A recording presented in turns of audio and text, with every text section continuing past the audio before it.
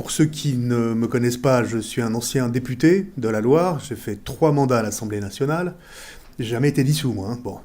De 2007 à 2022, député de Saint-Étienne. Et j'ai été, pendant ces 15 ans, spécialisé dans les questions de sport, avec des responsabilités aussi bien de rapporteur spécial pour le budget à la Commission des finances, que de membres du conseil d'administration du CNDS ou de l'Agence nationale du sport, que de président du groupe de travail sur les Jeux olympiques et paralympiques. C'est pour ça que c'est vraiment une question qui m'intéresse beaucoup. Et ce que nous en disent les chercheurs et les chercheuses est extrêmement important de mon point de vue, avec le recul et le regard extérieur qui convient.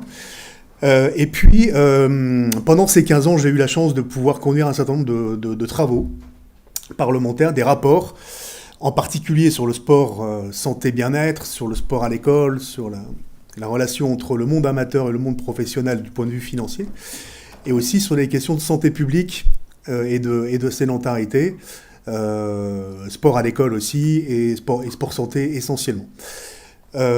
Aujourd'hui, je suis expert en politique publique sportive.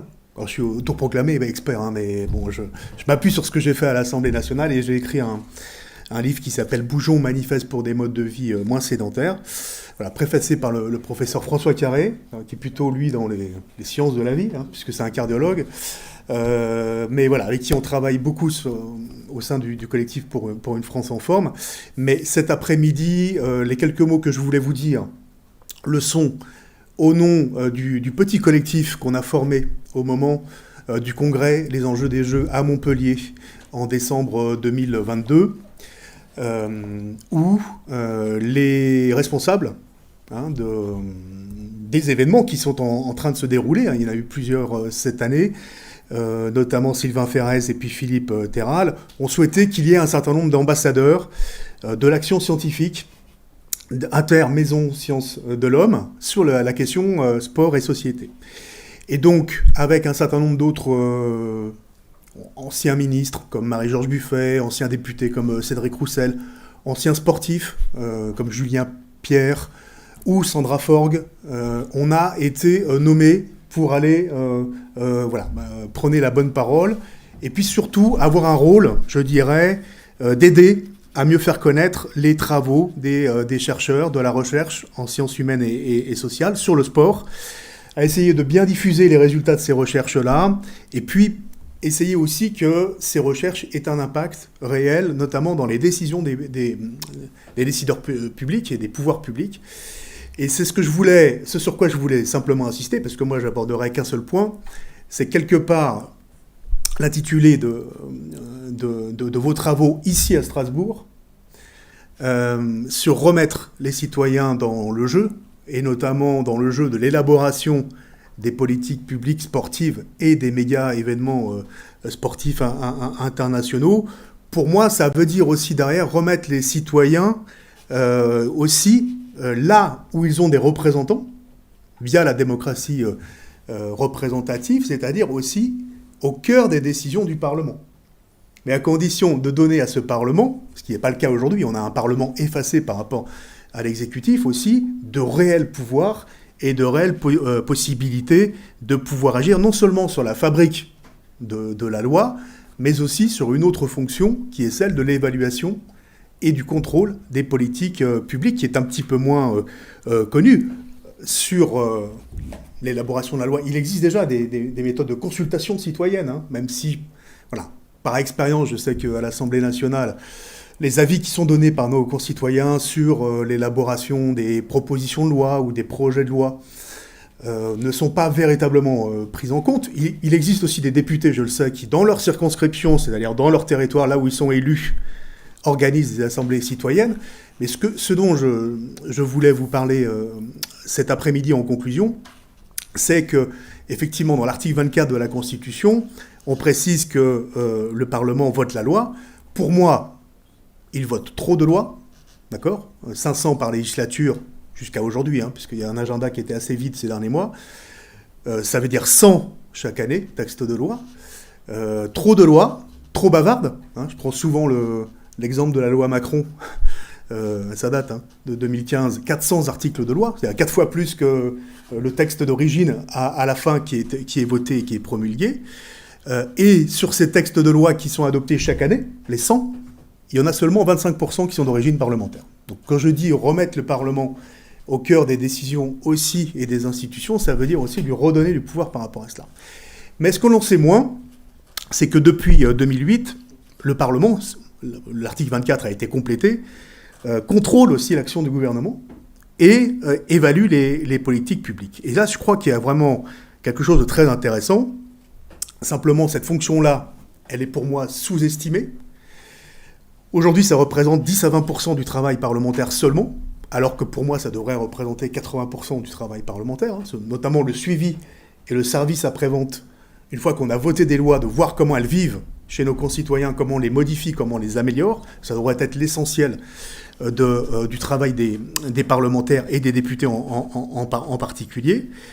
Et si on regarde du point de vue des textes de loi qui ont été adoptés ces 7 dernières années, par exemple, on voit qu'il y a eu très très peu de lois concernant le sport, véritablement.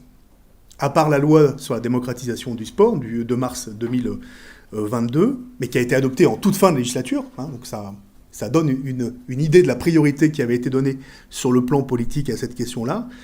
Tous les autres textes que nous avons été amenés à voter, je parle depuis 2017, sont des textes techniques, alors pas si techniques que ça, mais j'ai pas le temps de développer, ou de textes de transcription, comme ceux sur l'organisation des Jeux Olympiques et Paralympiques de Paris 2024, mais on pourrait vraiment en discuter dans le détail, parce qu'il n'y a pas que des considérations techniques sous l'apparence technique de ces textes de loi-là, et puis des textes sur la lutte contre le dopage. Alors ça, c'est extrêmement important, je ne dis pas qu'il ne faut pas... Mais aussi, là aussi très technique, ou comme la création de l'Agence nationale du sport, mais là aussi, on n'est pas que dans le technique, puisque ça a profondément aussi modifié les équilibres, notamment par rapport aujourd'hui au rôle, aux missions et à la place du ministère des Sports dans notre pays. Mais, par exemple, vous voyez, tout ce que je vous ai énuméré là depuis 7 ans, par exemple, la loi héritage, la fameuse loi héritage Jeux Olympiques et Paralympiques, n'a pas été à l'ordre du jour. Alors que vous le savez, si on veut qu'une politique publique ait des effets réels dans la vie quotidienne des gens, il faut qu'il soit au moins voté 2 ou 3 ans avant qu'elle donne des effets réels. Donc tout ce qui n'a pas été voté depuis 2 ou 3 ans aujourd'hui n'aura pas de portée réelle dans l'héritage, fameux héritage, le legs comme on dit, à partir de septembre ou octobre 2024. Cette loi héritage, on en parlait il y a quelques mois, après c'était la fin de l'année, et puis finalement la ministre des Sports, qui l'est encore pour quelques jours, a annoncé que cette loi serait examinée et discutée au Parlement au début de l'année 2025, ce qui veut dire un vote définitif et une promulgation, sans doute à la fin, au mieux, à la fin du premier semestre 2025, et une mise en application, comme je vous l'ai dit, derrière, avec des effets 2 ou 3 ans derrière. Donc on ne peut pas parler d'héritage immédiat post-Jeux Olympiques et Paralympiques, parce qu'il n'y a pas eu de volonté politique non plus de mettre ce texte à l'agenda là, alors que je pense qu'on avait tous les rapports parlementaires, tous les travaux scientifiques et de recherche qui nous permettaient quand même de faire une loi robuste. D'ailleurs, si vous regardez bien, depuis maintenant 15 ans, 20 ans, la principale avancée sur la question dans le domaine du sport, elle a été votée, non pas dans un véhicule législatif qui traite du sport, mais qui traite de la santé. Et c'est pas parce que c'est un amendement qu'on a porté avec Valérie Fournéron que je le cite, mais je pense véritablement que la possibilité donnée à des médecins traitants de prescrire une activité physique adaptée aux patients atteints d'une affection de longue durée a été un élément extrêmement important et déclencheur. Voilà, on pourrait là aussi en discuter.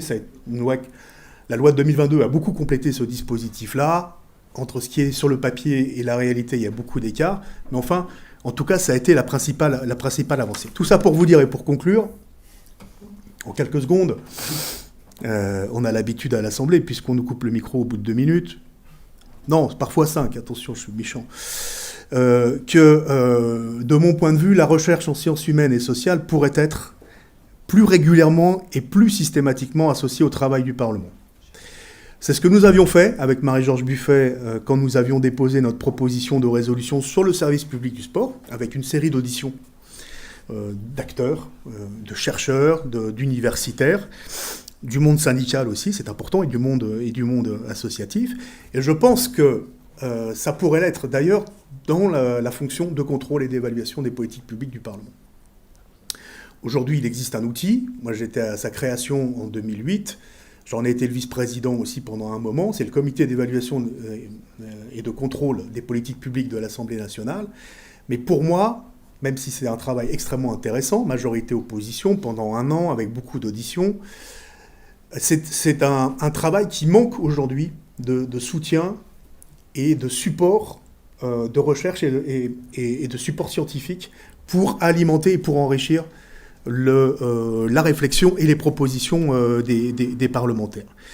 Or, ce comité-là, il a la possibilité de faire appel, de demander à bénéficier aussi du concours d'experts extérieurs à l'Assemblée nationale. Il peut aussi commander les études scientifiques aux chercheurs via des appels d'offres. Et donc, je pense vraiment qu'on aurait intérêt à regarder comment on pourrait renforcer la capacité d'expertise du Parlement, et notamment en détachant, pour des missions ponctuelles, ça peut être 1, 2 ou 3 ans, par exemple, un certain nombre de scientifiques et de chercheurs. Pourquoi ne pas créer, par exemple, un office scientifique permanent dédié à des missions d'évaluation et de contrôle et qui serait directement rattaché au Parlement, ce qui nous aiderait beaucoup, notamment, et j'en termine par là, sur un des éléments qui aujourd'hui est un problème dans la fabrique de la loi. C'est un des autres rapports parlementaires que j'ai fait en 2015, c'est les études d'impact, qui sont aujourd'hui des études d'impact qui sont censées éclairer les parlementaires avant leur vote, mais qui sont lacunaires. D'accord ? Lacunaires. Pourquoi ? Parce qu'elles sont écrites par des administrations qui ont elles-mêmes commandé, enfin qui ont été commandées en fait par les ministres qui ont demandé à ce qu'il y ait une loi parce qu'ils veulent que leur nom apparaisse sur une loi. Bon, donc pour faire vite et pour schématiser. Enfin voilà, les études d'impact aujourd'hui ne valent pas grand-chose, et je pense vraiment que les scientifiques et les chercheurs pourraient nous aider à être mieux éclairés et ainsi mieux légiférer dans notre pays avec des outils pour le faire.